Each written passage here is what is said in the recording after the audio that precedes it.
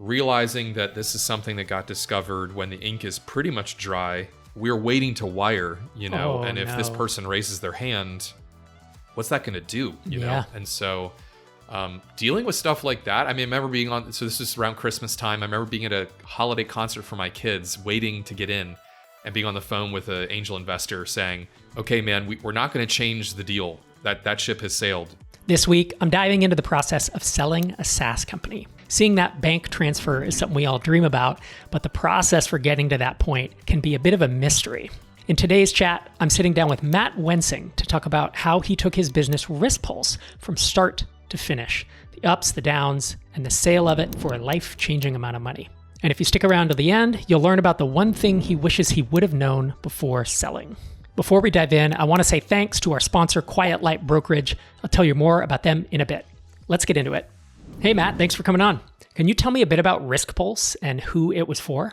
Sure. Riskpulse was the first startup I started, now number 2. But I began in 2004 on the idea, built it up to being a enterprise B2B SaaS, and we focus on selling supply chain analytics. Got it. Supply chain analytics. So what problem did it solve and for whom? Yeah.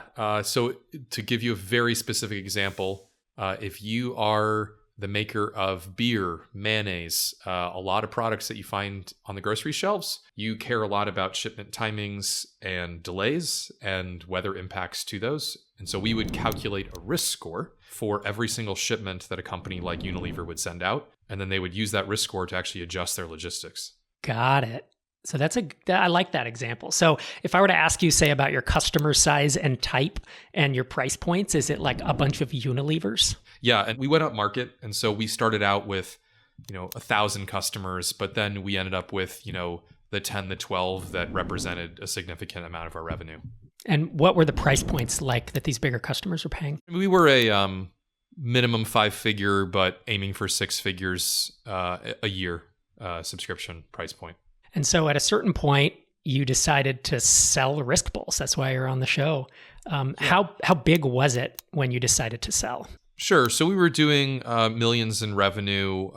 We were a team of, I want to say 15 plus or minus some contractors. So not a big company, still like very, you could fit all of us in a very large conference room still. But we were having a really big impact on the industry. We were working with, marquee companies. We had the right logos, and we were being partnered with and talked about among the right people. So strategically, we were way more valuable than our size sort of showed. Yeah, if that makes sense. It does make sense. Yeah.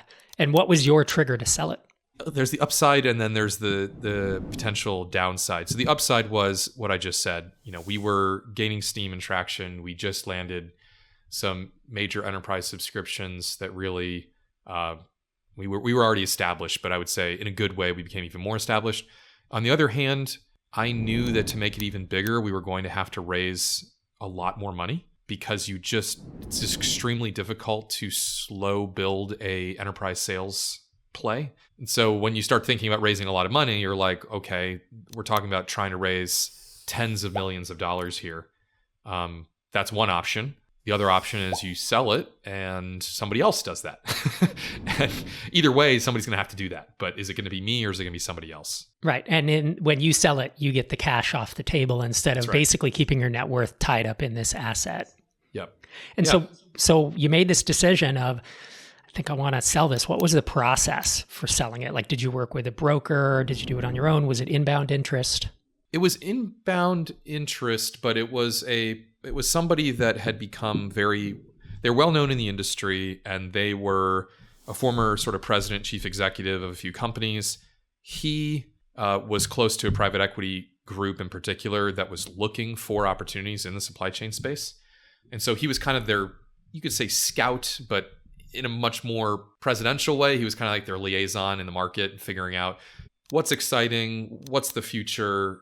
He was their market expert, and he came across us because of mutual colleagues. And when he saw what we were working on, I would say the process really started with sitting down with him and just vision matching, if you will. He was like, I love the technology. I love the idea. here's my view of where the world's going to be in 10 years kind of thing. And then the more he got to know us, the more he was like, yeah, I do think that what you guys have is one very critical piece of the puzzle. And then the process starts with, okay, you've basically done that. He's done qualification, if you will, for those, for the bank. And then he goes back and says, hey, one of the pieces on the table is this company. I think we should check them out seriously. Right. And then did you bring in on your side a broker or an investment advisor? We didn't. We worked with, I would say the closest thing we had to that was our lawyers, our legal team. And there was a lot of experience in the room in that sense where, we had a lot of, our exec team was seasoned, let's put it that way. So, and our executive chairman had actually done probably 5 or 10 M&A deals in his career. And so they didn't feel the need, and I felt comfortable with their experience to just say, okay, we're going to do this ourselves. You almost had, this is one of the advantages of raising funding and having a board or an advisory board, right? Is that you have expertise that you may not need to bring in outsiders. Yeah. I felt very comfortable with those folks on our side of the table. Got it. Yeah, that's really nice. And so there's this inbound interest to acquire. So from that moment where the talks start of, hey, we might want to, there's always some convenient phrasing like a creative phrasing like, maybe there's a deeper partnership that we could, from the time that starts and you realized, oh, they're kind of talking about buying us until you closed. How long was that? Yeah, I think it was, so the deal ended up closing in December of 2019. And I think we started having those conversations I want to say we knew those people in 2017. Knowing them at conferences, in the zeitgeist, if you will, knowing each other, sort of like knowing somebody's out there. Our first conversations might have been early 2018, but it was easily a 24-month process. Yeah. And that's for a deal of this size, I imagine that is not the most unusual thing. My deal was 13 months from the first conversation, and I've heard people say 18 a lot. What was involved in due diligence? Let's put a positive spin on it. There was more trust involved on the technical side. The proof was in the pudding. We had happy customers. They were using it. It was working, sort of thing.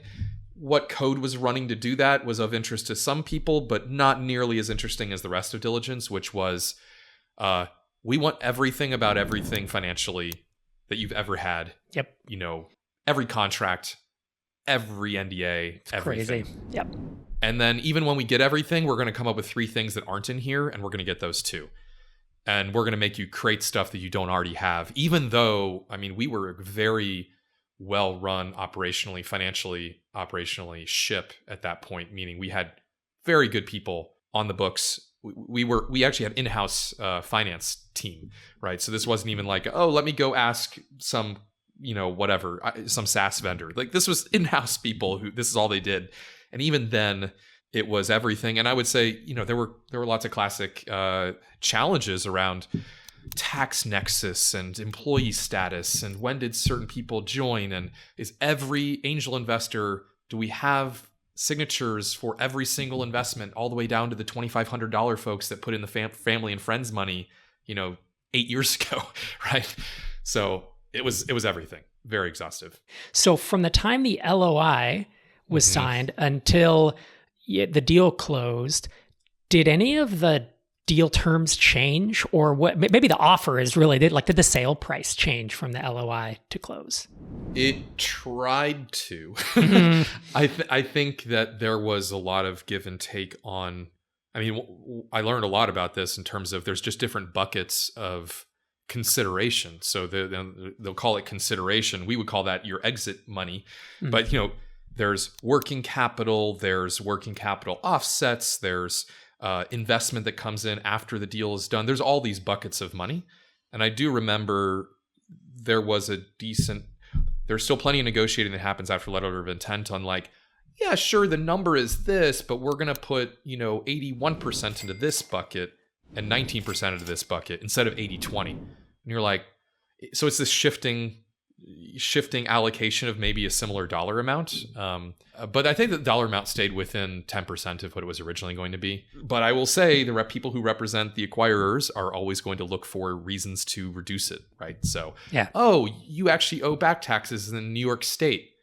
from 5 years ago. Oh, it's going to take us $50,000 to clean up, and it's going to take us another, So I think we fended off all of that, and I think it didn't move much, but I do remember the buckets shifting a little. Mm-hmm. And with that in mind, like, what was the most stressful part of the process for you? I think the most stressful part was just fear, 11th hour fears. I would say the most stressful part was, to his credit, it worked out in the end, but we had an angel investor who was also an advisor who at the last second, raised his hand and said, wait a minute, this advisory agreement that you signed with me in 2013, if I'm reading this correctly, I'm supposed to get, this many shares, not this many shares. And realizing that this is something that got discovered when the ink is pretty much dry, we're waiting to wire, and if this person raises their hand, what's that going to do, know? And so dealing with stuff like that, I remember being so this is around Christmas time. I remember being at a holiday concert for my kids, waiting to get in and being on the phone with an angel investor saying, okay, man, we're not going to change the deal. That ship has sailed. How can I make this work for you on like a one-to-one level? Now we're doing like side deals just to make sure the deal closes, right? Because you can't undo, the freighter's left, right? So you can blow it up, but please don't, right? Yeah. Really stressful when you're really stressful when your fate is in someone else's hands like that. There you go. Right. There you go. Yeah. And I think the question a lot of folks are wondering, Matt, how much did you end up selling for? I can say that it was a couple things. It was a strategic exit, so the revenue multiple was high, which was great. It was in the 8 figures, and that was enough for everybody to be happy with where we were at, because, like I said at the beginning, it was either raise that tens of millions of dollars fundraise, or exit. And so if you kind of look at the math in a big scale, it was like, okay, you're getting maybe the valuation you would have gotten on a venture multiple, venture raise, but you get to have the exit instead. Yep, get to cash out. And so I'd imagine around Christmas time, did it close, or did it close after the first of the year? It closed around Christmas time. Yeah, I think it was first or second week of December. Okay, so you pick up your phone at a certain point, you refresh the bank balance, it's coming, and all of a sudden you're like, whoa, that's a lot of zeros. Take me to that moment. How did it feel? What was going through your head? Relief. Definitely relief. I think that, like I said, there was so much stress that to get to the high, you have to kind of get back up to neutral almost emotionally and be like, okay, it happened. Then you're excited because you're like, oh my gosh, it's like, and for my situation, I also had left the company before then. So I was unemployed and didn't have to go find a job in January or something like that. And so it was exciting in that sense. And it was definitely, quick backstory. I had bootstrapped the thing for 5 years. Then I had raised some money. It was from idea to exit. It was a 15-year journey. From incorporation to exit, it was a 12-year journey. For me, there was a lot of delayed gratification, would be my way of putting it, of my wife and family. We sacrificed a lot. It finally paid off. And it was a big gamble. So relief is the best. Yep. And I guess you were already freed up to work on your current company. It's usesummit.com. Yeah. But this must have solidified a certain sense of safety, perhaps. Yeah. Existential relief that, even if Summit were to not work out, we're still in pretty good shape. Yeah. It was no longer a startup must work for me to get to where I want to be in life. And, we as entrepreneurs often look at the people who chose to stay at the company and not start their own thing. And when they're doing better than us for a long time, it can be very challenging to go, did I make the right choice? For sure. So it finally went, okay. It was like a slingshot and somebody finally released it. And it was like, okay, we caught up and then some. Yeah. Okay, are we going to do this again? Yeah, that's always the question. Oh my gosh. So money hits your bank account. It was a couple years ago now. Did you buy any trophies? Any crazy? You bought a Lamborghini or a brand new house? Yeah. So a couple things on that front. One thing is we went on a ski trip. We went on the ski trip of my dreams. We invited the whole family from the Pacific Northwest to come join us at an Airbnb in Whistler. It was amazing. It was like just really cool to just spend the holidays together and go, you know what? It's literally just come join us. Let's have a good time. And we did a Whistler ski trip together, which was phenomenal. Now, I would consider it a trophy in that sense because it's not something we do every year, but it was one of those things of like, let's just celebrate this holiday. That was nice. New car because we needed one. Paid cash, which is something I know you said you've done before, which was great to be like, I don't have an interest payment on a car. Crazy. I don't have any payments on a car. Yeah. And then the last thing we did, which is the most substantial, was I don't know, this has been covered a lot, but we were still renting at the time. And so we had to start my company. My wife and I sacrificed our down payment on our first townhome that we were going to get. And we never owned our own home because I chose to start a company instead. We reversed that decision and we got a place. We put a deposit down in, I think, February of the next year. And we just beat COVID in and got a home for our family in Austin. Good for you. In a minute, you'll hear from Matt about the one thing he wishes he would have known before selling.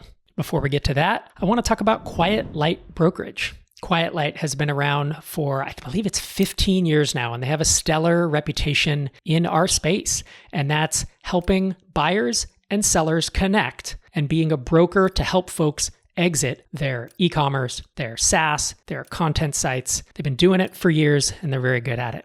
Head to microconf.com/sell if you want to learn more about Quiet Light, but also to get some MicroConf provided resources around thinking through selling your company. That's microconf.com/sell. And is there one thing you wish you would have known before selling Riskpulse? In many ways, the world does not want this. You want this to happen. But it's almost good to imagine that everything else and everybody else in the world is kind of looking for ways to either sabotage it or prevent it from happening or slow it down, right? You and your few people who have shares in this company are like the only ones who really want it to go faster and happen. And everyone else is like, time is actually maybe on their side, right? And they don't maybe need to do this and all these things. And so I think just, it's not because they're evil, but just realizing that, wow, this is going to be harder than I expect it to be in ways I can't predict. A little more coaching there would have been nice. I certainly know it for the next time around. Yeah. Yep. Yeah. And you want to tell folks what you're working on now? Because you started another startup. Yeah. I started another startup. Tiny Seed was kind enough to help me get it off the ground, which is awesome. Taking that first year to just focus on building the technology. And it's called Summit. You can find it at usummit.com. And we are now narrowly focusing on serving marketers with a scoring engine is what we're calling it. So the ability to do mathematical calculations or scoring on your contacts, leads, or prospects or customers that integrates natively with HubSpot, Salesforce, Intercom, Customer.io, etc. That's what it does, and it's a SaaS. Awesome, Matt. Thanks for joining me. Thanks, Rob. If you want to hear more from Matt about building Riskpulse, check out episode 489 of Startups for the Rest of Us. That's my podcast that I release every week. And if you enjoy hearing about exits, check out this video. Thanks for watching. I'll see you next week.